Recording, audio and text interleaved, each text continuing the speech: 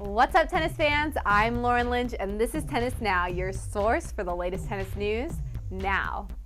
Flavia Pennetta turned exhaustion to elation in clinching Italy's second straight Fed Cup championship and third Fed Cup crown in the past 5 years.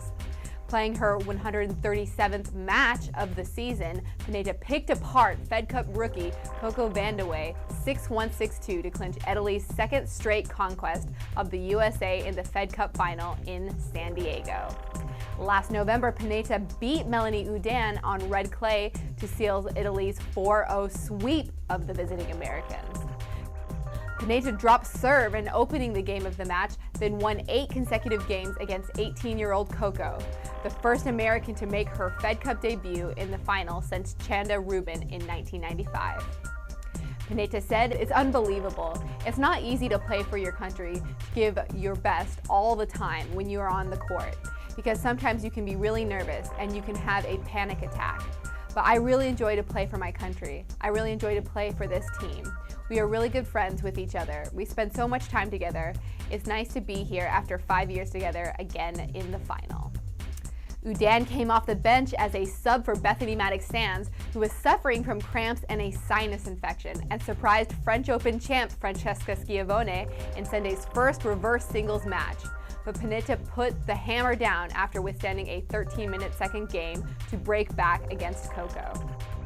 U.S. captain Mary Jo Fernandez said she was pleased with the passion of her players that they brought to the final. Fernandez said, "As tough as it is, you want to see the players care. It is a different feeling when you play for your country. When you win, it means that much more. When you lose, it hurts that much more. This is the first time for Coco to see what it's like, but she'll see the flip side of it as well." If you missed any of the Fed Cup final, be sure to check out Tennis Now photographer Tony Chang's photos from the final on our homepage. It could be a tough road back to the Fed Cup final for the USA, which will face host Belgium in the 2011 first round in February. Belgium could field a team featuring former world number ones Kim Clijsters and Justine Henin, as well as Yanina Wickmeyer. Captain Fernandez says she will call on Venus and Serena Williams for that tie. While the Williams sisters withdrew from the final due to injury, there's strong speculation either Venus or Serena will play for the USA in 2011.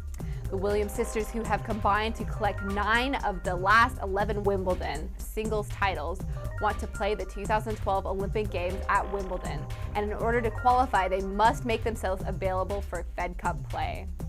Asked about Venus and Serena, Fernandez replied, "Our goal is to still win. They're our best players. I'm always going to ask the best players to play. They're the best out there. Having said that, we've had a fantastic 2 years without them." Rafael Nadal visited the City of Light today to announce he's not pulling the plug on his season. Nadal, who withdrew from this week's Paris Masters due to tendinitis in his left shoulder, says he plans to play the season-ending ATP World Tour Finals in London starting on November 21st. Nadal said, "I'm going to be practicing soon. I don't know when yet, but I have to look at how the tendinitis improves. But right now I have almost 2 weeks for London.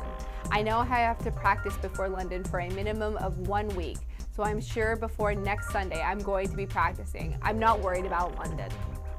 A big of Nadal took a beating in London last year as he did not win a set in 3 round-robin matches, so he should be fired up for his return to the O2 Arena. Roger Federer used to pick up balls in Basel, but he spent recent years collecting titles in his hometown tournament. In the battle of the world number 2 and 3 players, former Basel ball boy Federer dethroned defending champ Novak Djokovic to capture his Swiss indoors title for the 4th time in 5 years. It was Federer's 65th career ATP title, which moves him ahead of Pete Sampras for the 4th on all-time list. Federer trails Jimmy Connors, Evan Lindell, and John McEnroe in overall career titles. Federer became the first 4-time Basel champion in history and raised his record against Djokovic to 12-6 in earning his 4th title of the season and 2nd in a row. The second-rate Swiss is the top seed in Paris this week and will face a Frenchman, either Richard Gasquet or Wimbledon marathon man Nicolas Mahut, in his first match. Andy Murray, who beat Federer in Toronto and Shanghai finals, is the number 3 seed and could face Federer in the semifinals. Justin Gimelstob was a first-time finisher and a double winner. Gimelstob ran and completed his first New York City marathon with a time of 4 hours, 9 minutes, and 58 seconds. Gimelstob bet his good friend Andy Roddick he would complete the race in less than 4 hours and 45 minutes.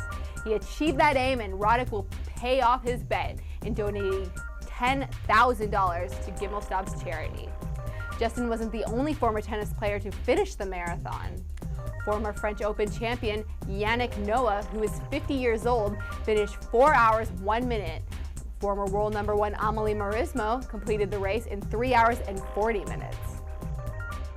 Well, that wraps us up for today, tennis fans. Be sure to follow us on Facebook and Twitter and subscribe to the Tennis Now YouTube channel. And you know what? Go ahead and click below on the link in the info section and enter in a chance to win a $500 shopping spree. Yeah, $500. Go ahead and go for it.